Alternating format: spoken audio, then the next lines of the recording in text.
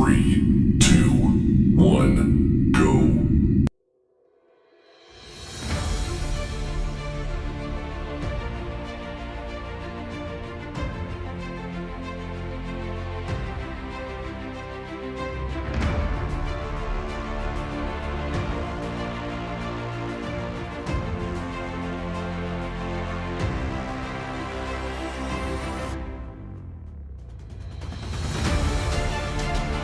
Akan membentangkan tentang pengertian dasar luar Malaysia. Dasar luar Malaysia adalah kesinambungan kepada dasar dalam negeri. Tujuannya adalah menjaga dan mengekalkan keselamatan, keharmonian, kesejahteraan, ekonomi dan lain-lain kepentingan negara.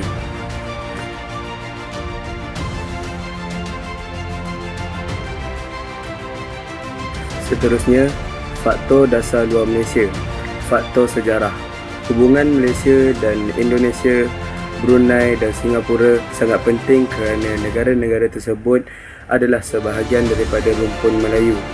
Malaysia menyertai pertubuhan Commonwealth untuk menjalin hubungan dengan Britain dan negara Commonwealth lain seperti Australia dan New Zealand. Selepas mencapai kemerdekaan, Malaysia diancam oleh Parti Komunis Malaya (PKM) yang menyebabkan Malaysia mengamalkan dasar Perbarat untuk membendung ancaman komunis kerana Malaysia belum mempunyai kuasa pertahanan. Faktor politik. Malaysia mengamalkan konsep demokrasi yang menyokong penuh kebebasan manusia dan kemakmuran rakyat. Keadaan ini terbukti apabila Malaysia memperjuangkan dasar yang tidak adil di Afrika Selatan iaitu dasar apartheid dan penghapusan penindasan politik dan ekonomi oleh negara-negara tersebut. Faktor ekonomi. Ekonomi negara Malaysia adalah pengeluar biji timah dan getah. Malaysia juga bersepakat dengan Britain dan Amerika Syarikat untuk memasarkan lagi biji timah dan getah sama ada luar negara atau dalam negara. Faktor geografi. Malaysia memiliki kedudukan yang strategik di Asia Tenggara. Negara ini terletak bersempadan dengan negara seperti Thailand, Singapura, Indonesia, Brunei dan Filipina. Selain itu, kawasan perairan Malaysia juga menjadi laluan utama kapal-kapal pedagang antarabangsa. Oleh hal yang demikian, keselamatan negara serantau akan mempengaruhi dan memberikan impak kepada keselamatan negara. Faktor demografi. Malaysia menjalin hubungan diplomatik dengan negara-negara Islam kerana rakyatnya majoriti beragama Islam. Malaysia tidak menjalin sebarang hubungan dengan negara Israel kerana dasar negara mereka yang menindas peribumi Palestin. Malaysia menentang dengan sekeras-kerasnya dasar apartheid di Afrika Selatan. Malaysia tidak menjalin sebarang hubungan diplomatik dengan negara berkenaan sehingga dasar tersebut dihapuskan. Antara objektif dasar luar Malaysia ialah yang pertama, menjaga dan mempertahankan kemerdekaan, kedaulatan dan keselamatan Malaysia. Yang kedua, memupuk hubungan baik dan meningkatkan kerjasama dengan negara-negara lain. Yang ketiga, mempertahankan dan memajukan kepentingan Malaysia di arena antarabangsa. Yang keempat, menangani perkembangan dan cabaran politik, ekonomi, keselamatan dan sosial di peringkat antarabangsa. Tentang prinsip-prinsip dasar luar Malaysia. Okey, baiklah. Isi yang pertama ialah menyelesaikan masalah melalui rundingan. Yang kedua pula ialah hidup bersama-sama secara aman dan harmoni.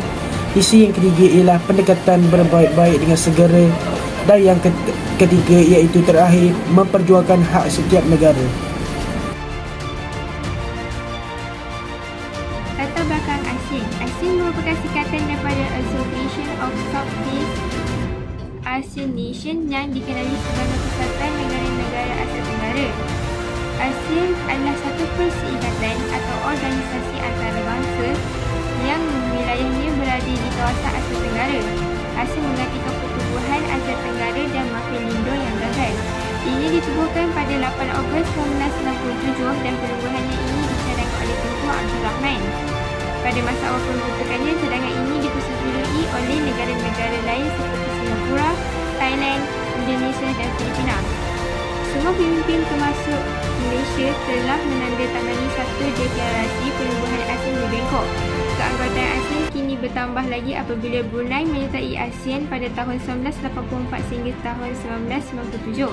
Bilangan ahlinya bertambah lagi dengan kemasukan Vietnam, Laos dan Myanmar. Kini ASEAN dianggotai oleh 10 buah negara. Tujuan ASEAN ini ditubuhkan ialah yang pertama mempercepatkan pertumbuhan dan perkembangan ekonomi, kemajuan sosial, mengembangkan budaya dalam rantau ASEAN melalui usaha-usaha kebersamaan. Dari segi memperkukuhkan asas-asasnya bagi kesejahteraan serta kedamaian negara-negara di kawasan Asia Tenggara. Yang kedua, mengekalkan keamanan dan kestabilan serantau dengan menghormati undang-undang di antara negara-negara serantau. Tiga, mengekalkan kerjasama erat dan membina kepentingan bersama dengan organisasi-organisasi antarabangsa dan serantau yang mana ianya sudah terjalin sebelum ini berteraskan misi tujuan yang sama serta menjelajahi semua peluang kerjasama yang lebih erat di antara organisasi-organisasi tersebut. Yang keempat, membekalkan bantuan dan latihan menyediakan pembangunan. Yang kelima, memperluaskan dagangan dan kajian permasalahan dagangan.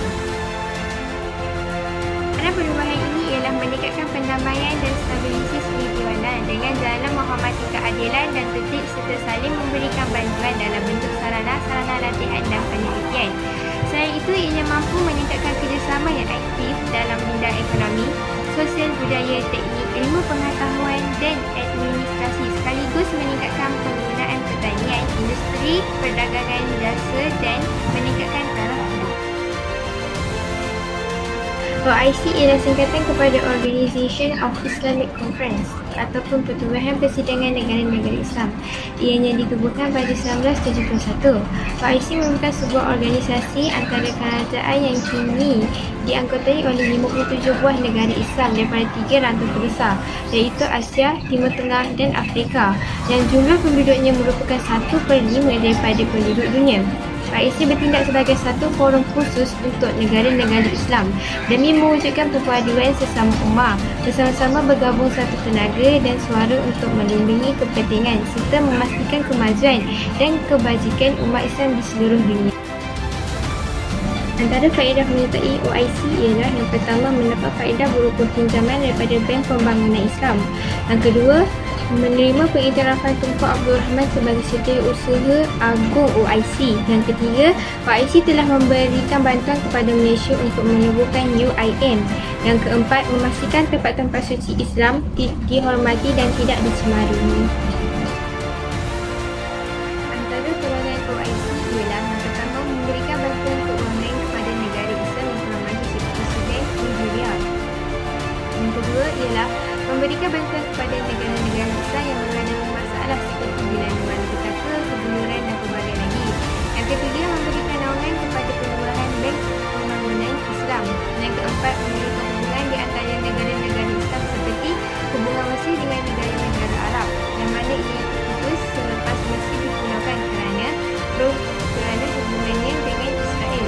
5. Menyelesaikan masalah di antara Palestin dan Israel serta membebaskan Baitul Maqdis dan Masjidil Aqsa daripada dikuasai oleh Israel. Yang keenam, menumbuhkan Universiti Islam, contohnya di Malaysia iaitu Universiti Islam Malaysia.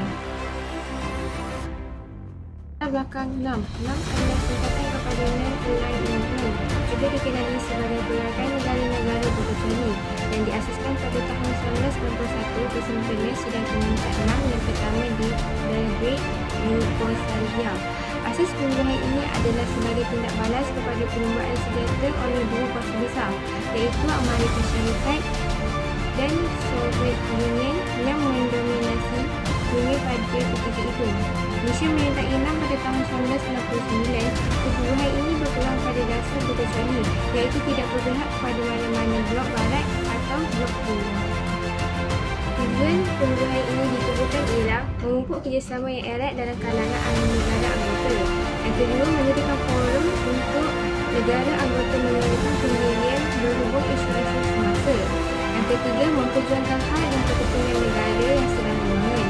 Yang keempat, mengelakkan negara-negara kecil terlibat dalam peperangan ideologi. Yang kelima, meningkatkan muafakat dan kesepakatan di kalangan anggota melalui lindungan. 6. Berperanan memastikan kedaulatan, kemerdekaan, integriti dan keselamatan negara-negara wujud kami dalam memerangi imperialisme, kolonisme, neokolonialisme, performa pemisahan bangsa dan percobaan daripada bangsa asing, pekerjaan dan dominasi terhadap kuasa serta kumpulan politik. Anggota menyuarakan pendirian berhubung isu-isu semasa. Latar belakang PBB. PBB ialah singkatan kepada Pertubuhan Bangsa-Bangsa Bersatu atau United Nations Organization.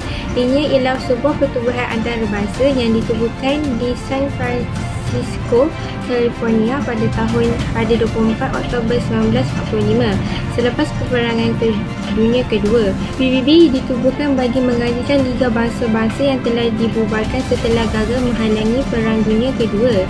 Malaysia menyertai PBB pada 17 September 1957 selepas mencapai kemerdekaan.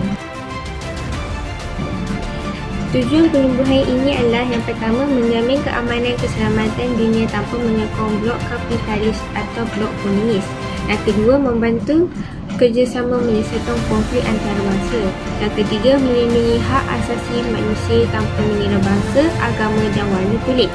Yang keempat, menjadi pusat bagi mengharmonikan tindakan-tindakan negara anggota. Yang kelima, menunjukkan hubungan yang baik di kalangan negara anggota. Ianya ditubuhkan pada tahun 1971 hasil idea Lord Rosebery. Pertubuhan ini dianggotai oleh negara-negara bekas tanah jajahan British, termasuk Malaysia. Syarat keahlian Commonwealth mestilah sebuah negara merdeka, persamaan taraf dan taat setia kepada Ratu Britain. Bukan semua ahlinya mengiktiraf Ratu British iaitu Ratu Elizabeth II sebagai ketua negara. Negara-negara yang mengambilnya sebagai ketua negara dikenali sebagai Kerajaan Commonwealth ataupun Commonwealth Realm. Bagaimanapun, majoriti ahlinya adalah republik dan sebahagian yang lain mempunyai raja atau monarki yang sendiri. Namun demikian, semua ahlinya menganggap Ratu Elizabeth II sebagai ketua Commonwealth. Pertubuhan ini dianggotai oleh 49 buah negara. Malaysia menyertai Commonwealth sebaik sahaja mencapai kemerdekaan pada tahun 1957. Tujuan penubuhan Commonwealth ialah mewujudkan persahabatan dan perpaduan pembangunan ekonomi, pendidikan, pertahanan dan pertanian serta perundangan yang baik di antara semua negara bekas jajahan British. Yang kedua, membentuk persepaduan di bawah satu pertubuhan dan kerjasama dalam pelbagai bidang di kalangan negara anggota. Yang ketiga, pakar-pakar dalam pelbagai bidang dapat berbincang untuk dapat meningkatkan lagi kepakaran negara anggota. Antara peranan penubuhan Commonwealth ialah menangani isu-isu ketidakadilan perdagangan dunia, penjajahan politik dan ekonomi serta masalah angkatan. Yang kedua, Commonwealth telah menubuhkan tabung antarabangsa untuk pemeliharaan alam sekitar. Yang ketiga, mengurus perhutanan dan pertanian di negara-negara maju yang sedang membangun. Yang keempat, mengadakan kempen mengurangkan pencemaran laut. Yang kelima, mengatasi masalah penipisan lapisan ozon. Pertama, Tunku Abdul Rahman. Beliau merupakan Perdana Menteri yang pertama sejak merdeka, lagi yang itu pada tahun 1957 hingga 1970. Pada perintah Tunku Abdul Rahman pada 1997 hingga 1990, masa itu bersifat pro-barat dan anti-komunis kerana pada masa itu ancaman komunis masih kuat dan selepas daripada serangan itu, negara pula baru mencapai kemerdekaan. Terdapat 3 faktor ianya bersifat pro-barat. Salah satunya ialah beliau mendapat pendidikan barat yang itu berarti dia telah menulis sokongan kepada barat dalam pergolakan.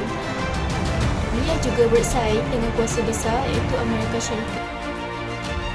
Yang kedua, beliau Tunku Abdul Razak iaitu pada tahun 1970 hingga 1976. Beliau hanya menitik beratkan pembangunan dan mengadakan hubungan yang berhati. Salah satu perubahan beliau ialah mengubah persepsi kuasa pertahanan. Beliau juga menyatakan keselamatan negara dicapai melalui diplomasi iaitu hubungan dan persahabatan dengan negara luar. Tuanku juga menyatakan pembangunan negara sentiasa berada dalam keadaan yang bagus agar dapat dicapai sekaligus dapat menyenangkan rakyat. Yang ketiga, Perhatian seorang pada 1976 hingga 1801 seorang membentuk satu dasar yang mempunyai maklumat berkecuali dan berdurasi menjarak. Dasar ini termasuk kerjasama dengan semua negara tanpa minat ideologi atau sistem sosial. Negara tersebut dibentuk oleh menyusun peraturan persahabatan dan saling menghormati. Beliau juga menjalin hubungan diplomatik dengan Hanoi adalah wazir Kuala Lumpur yang bertindak sebagai jabatan menghubungkan ASEAN dengan Vietnam. Keempat Tan Otomawi pada 1991 hingga 2003. Dasar luar Malaysia dikenakan oleh beliau adalah berbeza dengan ketiga pimpinan kerana sebelum ini beliau dilatih sebagai doktor perubatan lain pula dengan 3 menteri lagi yang terlatih sebagai penguruan. Beliau menunjukkan minat yang mendalam ke atasan awak terlembaga sejak beliau memegang jawatan perdagangan dan perindustrian. Beliau juga bertindak pala sebagai perintis dan pelbagai dasar yang dianggap tepat dalam dasar ini. Kerjasama beliau dengan isu yang dihadapi oleh ASEAN adalah perserobohan makna.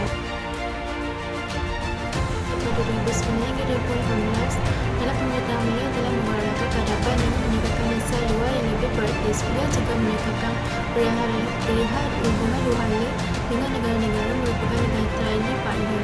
Dengan Malaysia yang menunjukkan hubungan Mesra dengan negara lain dan hubungan ini menjadi keutamaan dalam era beliau. Hubungan ini dilakukan secara dua hala atau dua buah negara sahaja. Diplomasi jenis ini dikatakan efektif. Kita teruskan ke kerjasama Malaysia dalam dasar luar. Kerjasama Malaysia dalam dasar luar mempunyai 3 aspek, iaitu dari segi aspek politik, ekonomi dan sosial. Baiklah, aspek politik ialah Malaysia melaksanakan dasar luar yang bebas, berprinsip, berpragmatik dan juga berasaskan nilai keamanan kemanusiaan, keadilan dan seksama. Oleh itu, perkara utama untuk dasar luar negara adalah untuk melindungi kedaulatan dan juga menjaga kepentingan negara. Kerana kepentingan negara juga merupakan penyumbang bermakna secara ke arah masyarakat dunia yang adil dan seksama dalam perhubungan diplomasi yang efektif. Di samping itu, Malaysia merupakan sebuah negara perdagangan dan mempunyai demografi yang sangat unik. Tambahan pula, Malaysia mengekalkan prinsip asas dasar luar Malaysia yang masih sama setiap kemerdekaan, walaupun berdekatan kepada pelaksanaan dasar luar berubah mengikut faktor domestik dan luaran sesama. Seterusnya saya akan pergi ke aspek ekonomi. Dalam kepimpinan Yang Berhormat Perdana Menteri, Malaysia juga mempromosikan dasar luar negara yang berpragmatik serta berwawasan supaya mampu memudahkan perdagangan sehingga boleh menarik pelaburan asing serta menarik minat pelaburan asing dan juga dapat memajukan Malaysia. Baiklah, seterusnya saya akan pergi ke aspek sosial.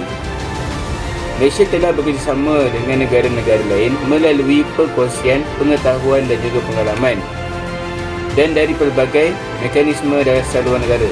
Hal ini termasuklah dengan program kerjasama teknikal Malaysia MPCP dan juga melalui pautan seperti dialog antarabangsa.